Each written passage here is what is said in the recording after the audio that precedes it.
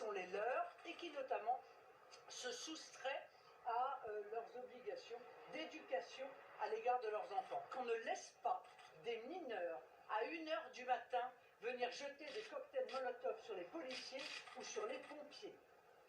Il va falloir évidemment également mettre en place toute une série de mesures visant à supprimer les allocations familiales des familles de délinquants, mais également les expulser des logements sociaux. Il n'y a plus aucune raison pour que la société fasse preuve de la moindre mansuétude à l'égard de comportements de ce type, qui sont des comportements qui pourrissent la vie des citoyens honnêtes dans notre pays.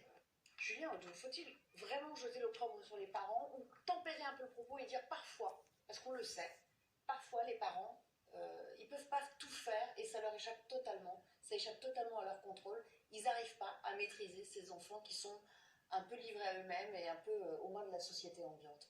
Il y a aussi des parents, une minorité évidemment, parce que l'immense majorité des parents dans ces quartiers élèvent leurs enfants, sont extrêmement rigoureux avec eux et sont soucieux de leur avenir et des agissements qu'ils peuvent faire. Mais il y a une minorité évidemment qui déserte et qui laisse l'État tout gérer. L'éducation nationale, les services sociaux, le réseau associatif, quand c'est pas la mosquée. Et qui laisse tout le monde gérer, sauf les parents.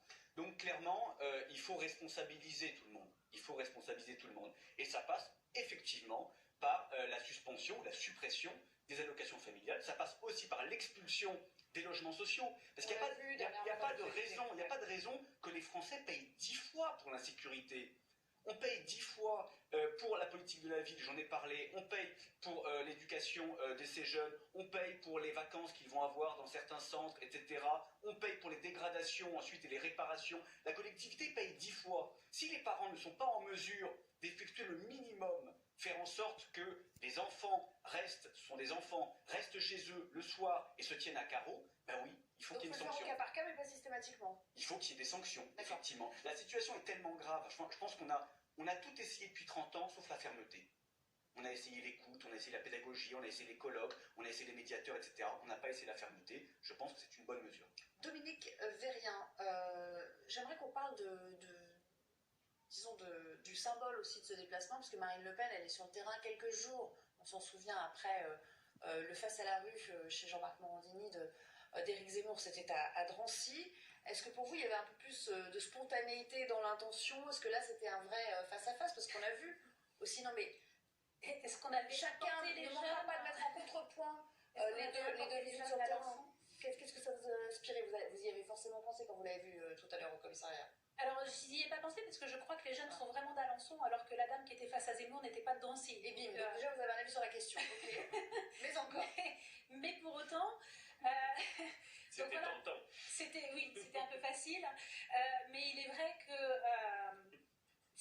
ça ne me surprend pas qu'elle n'y soit pas allée, mais on aurait pu tout aussi y voir Gérald Darmanin, puisque de toute façon, d'une façon politique, on a l'impression que là, en ce moment où on est en pré-campagne ou en campagne présidentielle, dès qu'il y a quelque chose qui se passe, tac, tout de suite on arrive et on essaye de faire des annonces.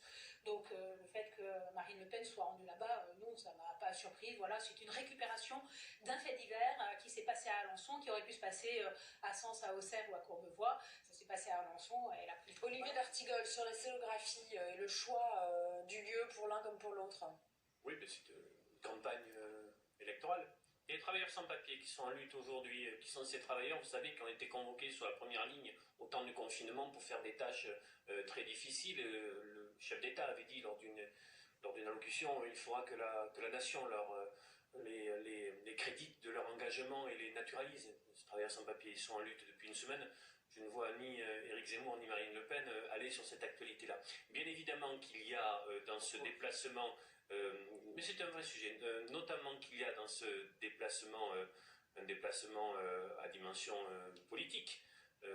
Peut-être en effet sur l'idée ne laissons pas le terrain de la visite des quartiers populaires. On rappelle quand même que c'est 3 jours après lui et que jusqu'à présent Marine Le Pen elle a été plutôt, ces derniers déplacements, vous me corrigez si je me trompe, mais dans les territoires c'était plutôt contre des agriculteurs, du savoir-faire français. Mais ce qui m'intéresse, c'est le débat. Ce qui m'intéresse, c'est les émeutes à Alençon. Ce qui m'intéresse pour terminer, c'est le débat de solutions et de contenu. Parce que, bien sûr qu'on peut aller sur des répressifs et il faut des réponses de justice et de police, mais on n'y arrivera pas. Tous les spécialistes de ces questions le disent, si en amont on ne réfléchit pas de nouveau à des réponses fortes pour anticiper tout ça, pour faire en sorte que la jeune génération qui vient, par exemple, on ne les retrouve pas en décrochage scolaire, qu'il y ait des amortisseurs sociaux. Non, mais c'est très important. C'est-à-dire que quand la situation est à un point de non-retour, bien sûr qu'il faut de la fermeté. Mais comment on fait pour réfléchir à des politiques publiques avec de nouvelles réponses pour éviter que ces processus ne s'enclenchent? Ça, c'est très intéressant. Un dernier mot là-dessus sur votre lecture de la visite de Marine Le Pen versus Éric Zemmour. Est-ce qu'elle l'a fait à dessein ou est-ce que, parce qu'il y a eu, vous dites, il n'y avait pas de problème de sécurité, mais il y en a eu plein la semaine dernière, et puis la semaine d'avant et encore avant. Le Pen n'a pas attendu Éric Zemmour pour se déplacer sur le terrain. Elle l'a toujours fait, elle est en campagne électorale et c'est normal que, compte tenu de ce qui se passe actuellement, elle se déplace, elle aille à la rencontre des habitants.